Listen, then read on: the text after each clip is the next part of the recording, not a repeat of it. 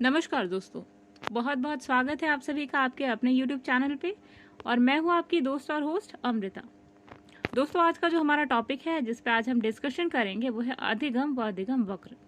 इसके पहले पार्ट 1 में हमने डिस्कशन किया था अधिगम के बारे में। जो फेमस साइकोलॉजिस्ट थे उन्होंने क्या क्या परिभाषाएं दी थी अधिगम को लेकर के, उनके बारे में। इसके अलावा अधिगम वक्र की परिभाषाएं जो अलग अलग मनोवैज्ञानिक ने दी थी उनके बारे में हमने बात की थी। और हमने जाना था कि अधिगम वक्र होता क्या है, और हमने उन सारे एस्पेक्ट पे भी डिस्कशन किया था जहां से मोस्टली क्वेश्चन आपके यूपी टेट, सी टेट और एस टेट में बनने की संभावनाएं बनती हैं।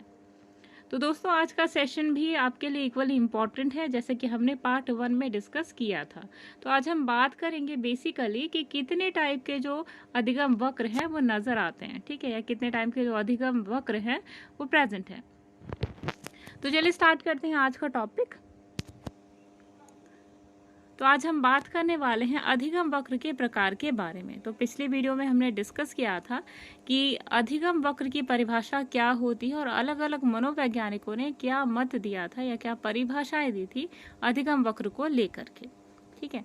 तो जनरली एक जिन बच्चों ने प्रीवियस पार्ट को नहीं देखा था, एक मोटा मोटी तौर पे समझ लीजिए कि अधिगम वक्र होता क्या है। तो अधिगम वक्र मीन्स होता है कि लर्निंग का जो रेट होता है, यानी कि टाइम के अकॉर्डिंग जितनी लर्निंग होती है ना, तो उसी रेट को आप अधिगम वक्र के नाम से जानते हैं।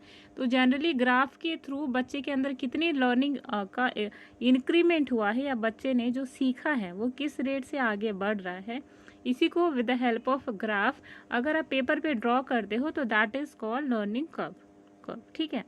तो मेरे ख्याल से इतना जो कॉन्सेप्ट था आप सभी को क्लियर हुआ होगा। अब चलिए अब बात करते हैं सीखने के वक्र के प्रकार या अधिगम के वक्र के प्रकार के बारे में। तो देखिए basically there are 4 kinds of learning curves. पहला कौन सा है? पहला है सरल रेखीय यानी कि सिंपल लीनियर कर्व। दूसरा है उन्नतोदर यानी कि लगातार बढ़ने वाला कर्व, ठीक है। नेक्स्ट है नतोदर वक्र। तो ये है आपका नतोदर, सॉरी यहाँ पे एक मिस्टेक है, यहाँ पे ये अधिगम नहीं होना चाहिए था, ठीक है, ये वक्र ही है। तो अभी हमने बात करी कि there are basically 4 kinds of learning curves. इनमें पहला है सरल रेखीय वक्र, दूसरा है उन्नतोदर वक्र, तीसरा है नतोदर वक्र और 4 है मिश्रित वक्र। तो यहाँ पे टोटली 4 टाइप्स के आपको नजर आएंगे वक्र, ठीक है। चलिए अब एक एक करके सबके बारे में डिस्कशन करते हैं। तो सबसे पहले हम बात करेंगे सरल रेखीय यानी कि सिंपल लीनियर लर्निंग कर्व। अब ये होता क्या है, तो चलिए देखते हैं सबसे पहले इसकी परिभाषा के बारे में। तो सिंपल रेखीय नाम से ही बिल्कुल क्लियर है कि जो बिल्कुल सिंपल लाइन की तरह नजर आए। तो जैसे आप इस इमेज में देख सकते हो, यहाँ पे क्या है कि अधिगम की दर तथा अधिगम के को सीखने में लगाया गया समय दोनों एक निश्चित अनुपात में होता है, यानी कि एक निश्चित अनुपात होता है अधिगम और उसमें लगाए गए समय को। तो बेसिकली जो कर्व यहाँ पे तैयार होता है, जो लर्निंग कर्व, वो अधिगम यानी कि लर्निंग और टाइम के बीच का ही होता है। अब इसी में आपको इंक्रीमेंट भी मिल सकती है, डिक्रीमेंट भी मिल सकती है। तो ये डिपेंड करता है कि बच्चे ने किस रेट से कौन सी चीज को सीखा, ठीक है। तो सिंपल लीनियर कर्व तब बनता है जब दोनों की रेशियो जो होती है इक्वल होती है, यानी कि टाइम के साथ साथ बच्चे ने जो जो सीखी उनमें टाइम का गैप भी इक्वल था। यानी कि बच्चे ने क्लास 1 में A to Z जो चीज़ें थी वो सीखी, सेकेंड क्लास में उसने 2 वर्ड्स मिलकर बनाना सीखा, थर्ड क्लास में उसने सेंटेंसेस को बनाना सीखा, ठीक है। तो एक आपने एक इंक्रीमेंट देखा बच्चे के टाइम के साथ में। तो यहाँ पर जो कर्व बनेगा वो होगा लीनियर कर्व। अच्छा, तो इसके बारे में एक्स्ट्रा फैक्ट के रूप में जान लीजिए। इस प्रकार के अधिगम में जो अधिगम की दर तथा समय का जो वक्र होता है वो सरल रेखा में प्राप्त होता है, परंतु ऐसा वक्र को सामान्यतः संभव ऐसा हो कैसे सकता है? देखिए बहुत ही सिंपल सी बात है। ये जो आप सिंपल लीनियर देख रहे हैं, ऐसा का बहुत ही रेयर कंडीशन में नजर आता है, ठीक है। हालांकि देखिए कोई भी चीज असंभव नहीं है, लेकिन पॉसिबिलिटीज यहाँ पे बहुत कम बनती है, क्योंकि कोई भी ऐसा बच्चा नहीं है जो लगातार टाइम के साथ में इक्वल परफॉर्मेंस देता रहे, चीज़ों को सीखता रहे। कभी ना कभी ऐसा होता है कि थकान के कारण या फिर प्रॉपर इंटरेस्टिंग चैप्टर ना होने के कारण, TLM यानी कि टीचिंग लर्निंग मॉडल प्रॉपर ना होने के कारण, या प्रॉपर एसोसिएट जो कॉन्सेप्ट है वो ना होने के कारण कई बार बच्चे पिछड़ जाते हैं चीज़ें सीखने में। तो यहाँ पर जो कर्व होता है वो थोड़ा सा बेंड हो जाता है, ठीक है। तो यही चीज़ें हैं कि ये इस टाइप का आइडियल कर्व होना जनरली बहुत ही मुश्किल है, रेयरली आपको ये चीज़ें देखने को मिलेंगी, ठीक है। तो देखिए ऐसा इसमें स्टेटमेंट में बिल्कुल साफ साफ कहा गया है कि ऐसा वक्र सामान्यतः संभव नहीं है। सामान्यतः संभव नहीं है, रेयर केस में हर चीज़ की पॉसिबिलिटी बनती है। इसका रीज़न भी यहाँ पे नीचे दिया हुआ है, क्योंकि मनुष्य के सीखने की दर के समय के साथ एक समान नहीं होता, यानी कुछ ना कुछ ऐसा रीज़न है जो कि सीखने की दर को अफेक्ट करता है, प्रभावित करता है। और यही कारण है कि यहाँ पर जो मनुष्य है वो एक समान दर से सीख नहीं सकता, ठीक है। अगला देखिए, अगला जो है यहाँ पर उन्नतोदर वक्र यानी कि diminishing return learning curve. Diminishing curve का मतलब क्या होता है कि स्टार्टिंग में बच्चे ने काफ़ी तेज़ गति के साथ में सीखा, यानी कि कम टाइम में बच्चा लगातार लर्निंग करता चला गया। लेकिन एक ऐसी लिमिट आती है जब बच्चे के साथ कोई ऐसा इंसिडेंट होता है कि वहाँ से उसका इंटरेस्ट ख़त्म हो जाता है कम्प्लीटली, तो वहाँ पे जो कर्व है वो लगातार स्ट्रेट बनने की बजाय बेंड होना स्टार्ट कर देता है। तो इसी कंडीशन को कहा जाता है उन्नतोदर वक्र, ठीक है। अच्छा, जब हम इन दोनों कर्व को डिस्कस कर लेंगे फिर हम ये बात करेंगे कि इस टाइप के कर्व जनरली देखे कब जाते हैं, ठीक है। तो चलिए सबसे पहले बात करेंगे तो इसके कॉन्सेप्ट के बारे में। तो उन्नतोदर वक्र यानी कि डिमिनिशिंग रिटर्न लर्निंग कर्व, इसमें क्या होता है कि यदि अधिगम में लिया गया समय कम होता है और अधिगम की दर एकदम अधिक होती है तो ये उन्नतोदर वक्र कहलाता है, जिसमें प्रारंभिक समय में अधिगम की जो दर है वो बहुत अधिक होती है, परंतु समय बढ़ने के साथ साथ ये स्थिर हो जाती है। तो अब ये क्या होता है, उन्नतोदर वक्र, ठीक है। अच्छा, ये देखिए, ये कंडीशन भी यहाँ पे बताई हुई है कि इस प्रकार के अधिगम में अधिगम की दर तथा समय का वक्र अपरिवलय यानी कि हाइपरबोला टाइप का होता है, ठीक। बहुत ही सिंपल सा कॉन्सेप्ट है गाइस। देखिए, अब देखिए सिंपल लीनियर कर्व बनता कब है, ये बनता तब है जब आपके पास टाइम जो होता है, टाइम के अकॉर्डिंग आप अच्छा परफॉर्मेंस देते हैं, चीज़ें सीखती चले जाते हैं। जैसे आपको क्लास 1 में आपको ABCD सिखाई गई, आपने कंप्लीट इंटरेस्ट के साथ में उसे सीखा, ठीक है। तो फर्स्ट क्लास में आपकी परफॉर्मेंस बिल्कुल अच्छी रही। तो ये क्या था आपका सिंपल लीनियर कर्व। सेकेंड में डिमिनिशिंग टाइप में क्या होता है, इस टाइप में क्या होता है कि फॉर एग्जाम्पल आपने क्या किया कि आपने 1 वीक तक ABCD काफ़ी अच्छे तरीके से सीखी। नेक्स्ट स्टेज में क्या होता है कि आपका जो सीखने का दर था वो बिल्कुल नॉर्मल हो जाता है, मतलब आप इतने इंटरेस्ट के साथ में चीज़ें नहीं सीखते, आप बस उसको रट लेते हैं, आपको चीज़ें क्लियरली समझ नहीं आती। In that situation you will notice diminishing type of curve, ठीक है। तो बहुत ही सिंपल सा कॉन्सेप्ट है यहाँ पे। जब बच्चा सीखते सीखते एक ऐसा लेवल आता है जब बच्चे के सीखने का जो स्तर है वो स्थिर हो जाता है। तो इसी स्तर का स्थिर हो जाना क्या कहलाता है, आपका क्या बनाता है, हाइपरबोला लाइक स्ट्रक्चर ग्राफ, और जिसे कि आप उन्नतोदर वक्र के नाम से जानते हैं, ठीक है। तो मेरे ख्याल से जो कॉन्सेप्ट है आप सभी को क्लियर हुआ होगा। चलिए नेक्स्ट पे आते हैं। अगला है देखिए नतोदर वक्र यानी कि इंक्रीजिंग रिटर्न लर्निंग कर्व। अब देखिए ये क्या है, कभी कभी ऐसा होता है कि लर्निंग की जो एबिलिटी है बच्चे की, यानी कि बच्चे ने जो भी कुछ सीखा है उसमें समय तो उसे अधिक लगा और लर्निंग की जो रेट थी वो कम थी। लेकिन एक ऐसी स्टेज आती है जहाँ पे बच्चे की लर्निंग तो काफ़ी ज़्यादा होती है लेकिन समय वहाँ पे कम लगता है।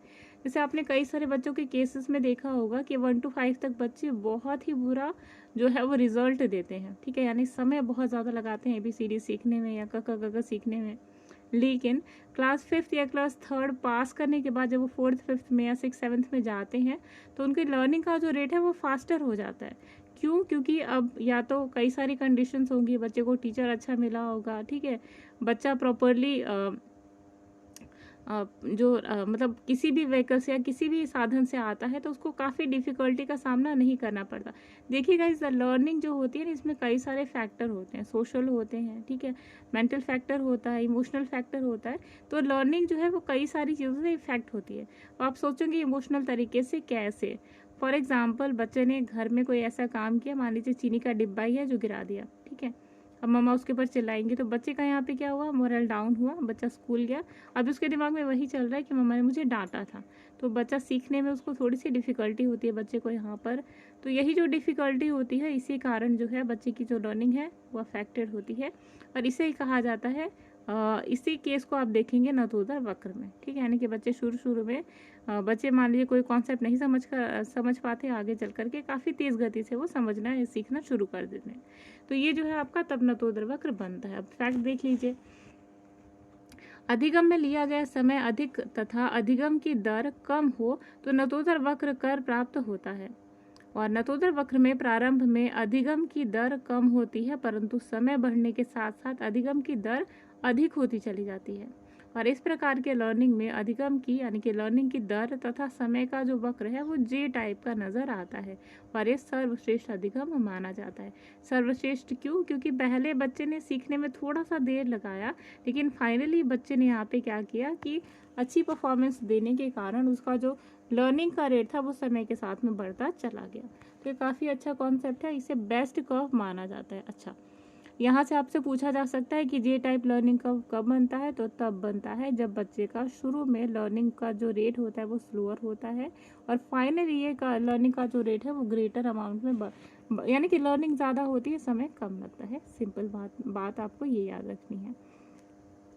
अच्छा, ये देखा कब जाता है, तो जब बच्चे क्या होते हैं, फर्स्ट सेकंड क्लास में आप बच्चे को 1 2 3 सिखाएंगे तो बच्चा सीख जाता है।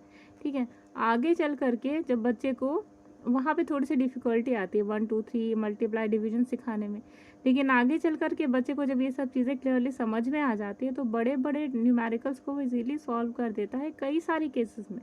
तब वहाँ पर ये जो है नतोदर वक्र आपको वहाँ पे नजर आएगा, यानी पहले बहुत ज़्यादा टाइम लगा स्टडी में, बाद में उसने उसे कवर अप कर लिया। अगला देखिए, अगला है मिश्रित वक्र यानी कि लर्निंग मिक्स्ड लर्निंग कर्व।